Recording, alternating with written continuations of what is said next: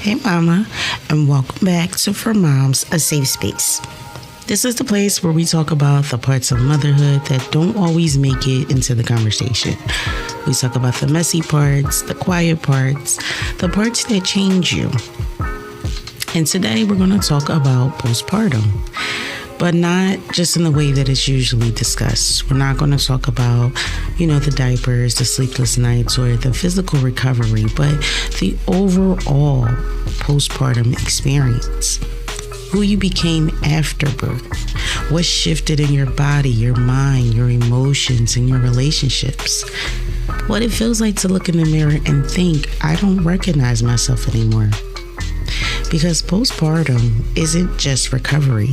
It's a transition. It's an identity shift. It's a quiet rebirth. And whether you're freshly postpartum or carrying pieces of that seasoned years later, this conversation is for you. There's no filters, there's no pressure. It's just pure honesty. So let's get into it.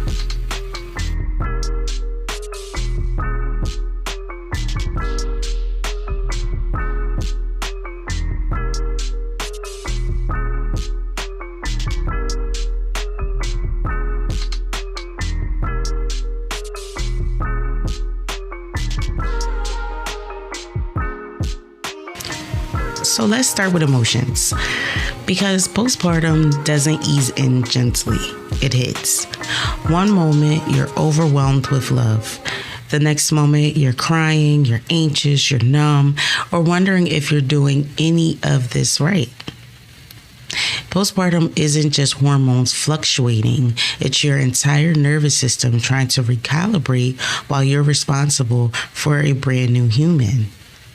Now, I touch on nervous systems, I feel like maybe 2 episodes back, where I say that sometimes us as moms, we just want our nervous systems to relax. We just want to feel like we're not so tense all the time, just waiting for the next thing to happen. And it seems like once you have a child, your nervous system does not recover 100%. You see, you can love your baby deeply and still grieve, who you were before. And that doesn't make you ungrateful. It just makes you human. Because no one prepares you for what postpartum looks like. People will say, oh, you may find yourself crying all the time or feeling out of touch and things of that nature. But it's not until you start to actually experience it that you really get to grasp what it means to be going through this postpartum phase. You're going to question yourself in silence. You're going to constantly wonder, am I doing the right thing? Am I doing this right? Or you're going to say to yourself, I have no idea what I'm doing. And honestly, that's all of us, because there's no manual for motherhood. You learn as you go. Like day one, baby comes out, you're learning. You're learning everything. Whether you've changed a diaper before, whether you've held a baby before, whether you've fed a baby before, it doesn't matter, because now this is your baby and you have to learn your baby and your baby has to learn you. And it's going to drive you crazy, constantly questioning yourself. But guess what? That's normal. You're normal if those are things that you're going through. And I think that we don't say that enough to make mothers feel okay, to make mothers feel at ease. Yes, you're going to question yourself. Yes, you're going to stand in the shower crying. Yes, you're going to find yourself sitting in the car in silence crying. That's okay. It's normal. It's nothing wrong with that. There's nothing wrong with it. And let's talk about the body. Let's talk about that. Your body did something extraordinary. Your body literally created a human being for 9 months. A human being was growing inside of you for 9 months. Like, when you just think of that and all of the things that you went through, all of the changes that happened to your body. And now if you give birth, your body feels unfamiliar. You're like, I'm me, but I don't feel like me. Now, some women have a baby snatch right back like they didn't even have a baby. Some women take a little bit longer to get back. But the reality is you never get back to the body that you had before you had children. You're never going to get that body back. So just embrace it, let it go. It's never coming back. Everything's going to feel funny to you. Maybe you're healing from stitches. Maybe your breasts hurt because they're filling up with, breast milk. Maybe you're a mother that's deciding not to breastfeed. I was a mother that decided not to breastfeed. I didn't like it, didn't care for it, wasn't for me. And the consequences of that for a week to 2 weeks, they hurt ungodly. Ungodly. Maybe your hair is falling out. I hear a lot of mothers talk about that. They had a baby and then afterwards their hair just started falling out like in clumps. And it's all because of hormones. All because of hormones. And then the intimacy between you and your partner, that's going to feel different. Or it might not exist at all because you're going through so much mentally, physically, emotionally that you can't even put yourself into that place for intimacy. And then there's the days you're going to look in the mirror and you're not going to recognize yourself at all. And that's normal. And then there's some days you might feel proud. There's other days you might feel disconnected, frustrated, or resentful. And that pressure to bounce back, it's harmful.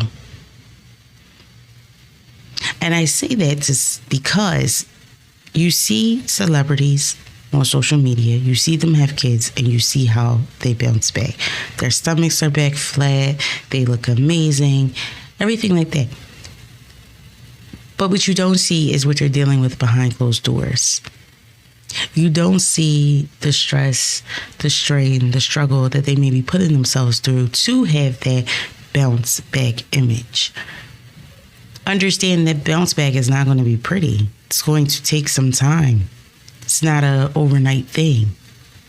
There is no snapping back from this transformation. And your body, it didn't fail you. It carried life. So what if your jeans don't fit? So what? Your movements, they may feel hard. You still might be healing months later. Women don't heal from childbirth for about a year. Like your body doesn't really get back to its normal self for about a year. So don't think in like 2 to 3 months you're going to be feeling good, feeling great. I mean, you might, but there's still things going on in your body that it's still recovering from.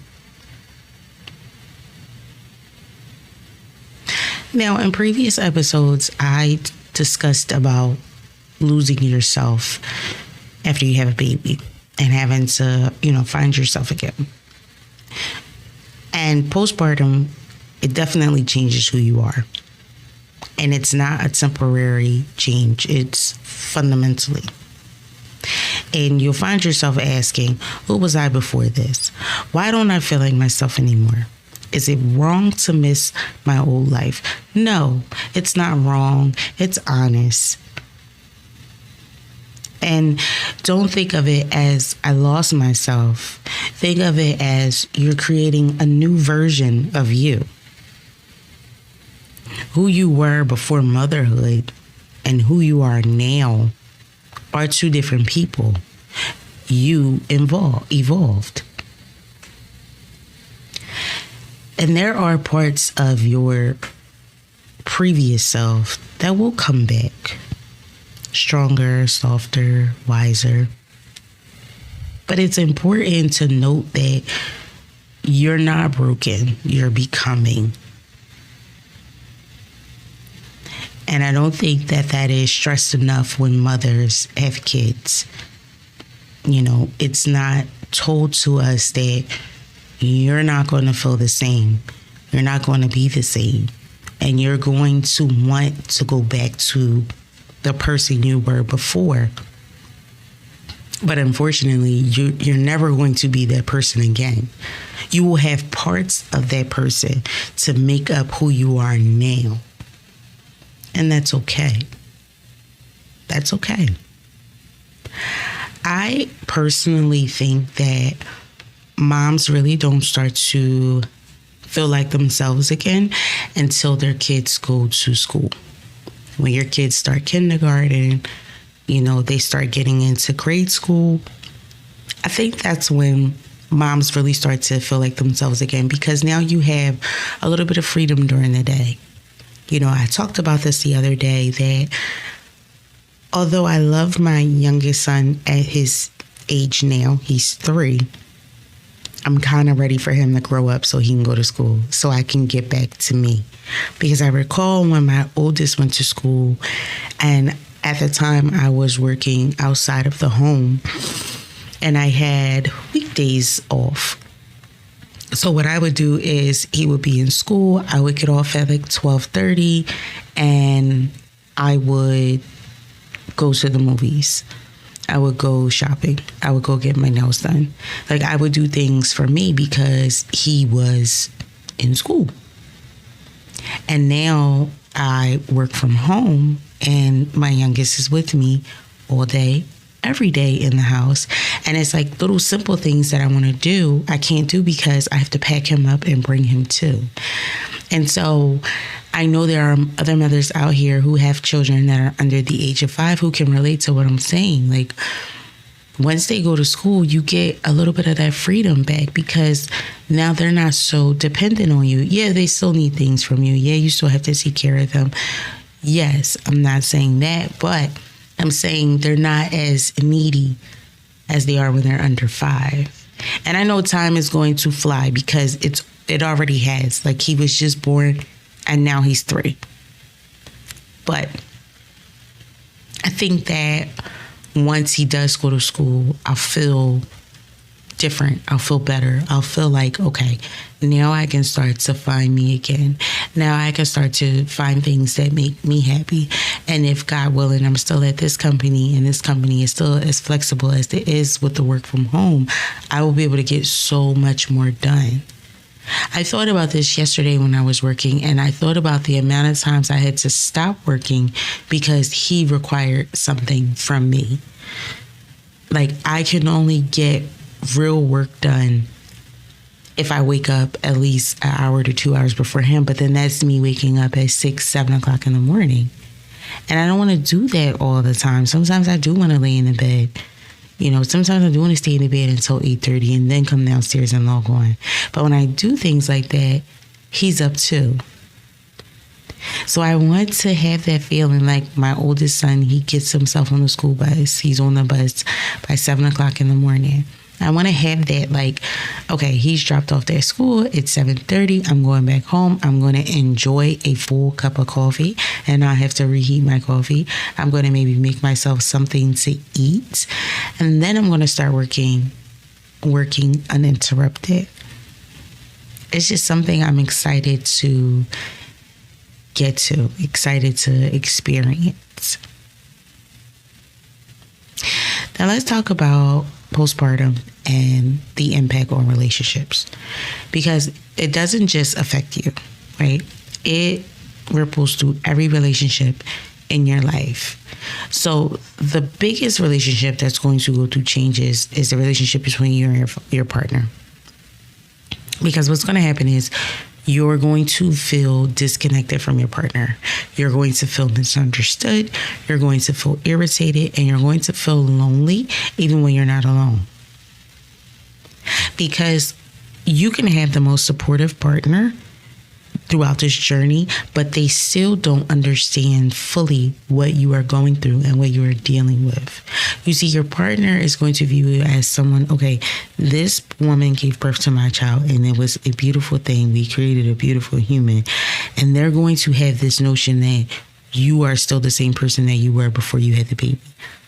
Not realizing the amount of changes that you have gone through and the changes that you will go through and continue to go through. So then resentment is going to creep in, especially when the emotional and mental load feels uneven. Because let's be honest, it doesn't matter if you have the greatest husband, boyfriend, whatever of them all. Moms are still going to take on more than they do.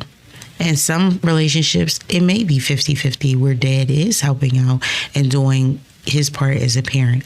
Then you have 60-40, 70-30, 80-20, which I feel a lot of us are living that 80-20, where yes, the dad is present. Yes, the dad helps out here and there. But at the end of the day, the mental load is all on the mom. The mom has to do everything. She's scheduling appointments. She's doing school things. She's making sure everyone ate. She's doing the grocery shopping. All of those things fall on the mom. Now, it doesn't necessarily mean your relationship is failing. So let's not skip to the end and skip to being, drastic. It just means that everything has shifted. That's all it means. It means everything has shifted. And in order to ground yourself, you have to speak up and you have to say, hey, this is bothering me. Help me out with this. I need help with that. Don't be afraid to speak up and ask for help, because guess what? You didn't create this human by yourself. So you shouldn't be navigating all of this by yourself. But in the same instance, right? You may have a single mom who's navigating postpartum. And that's a whole different monster.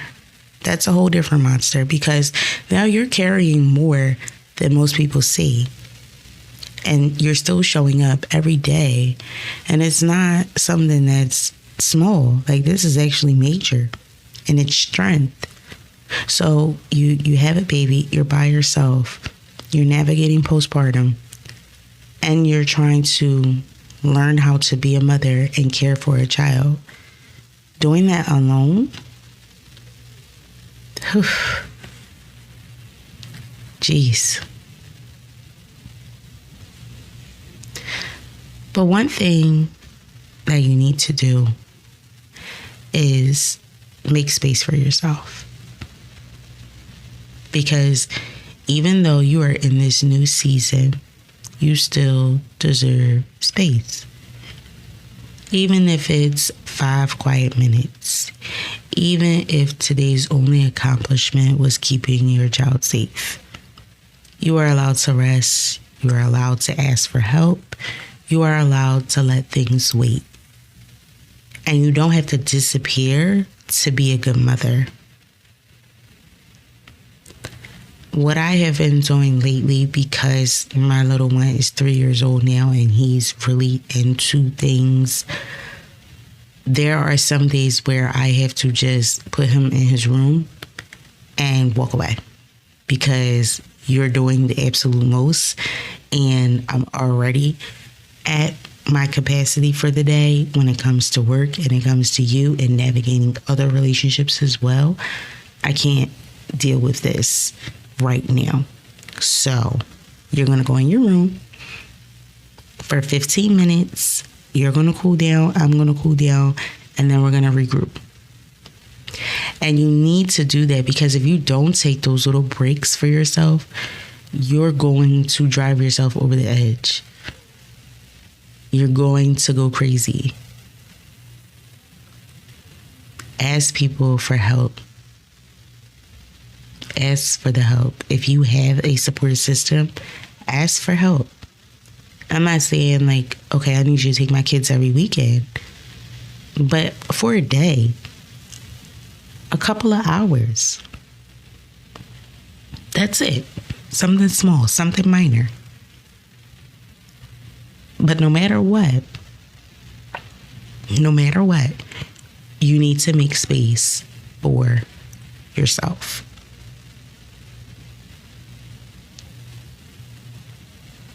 So I have some reflection questions that I would love for you guys to do.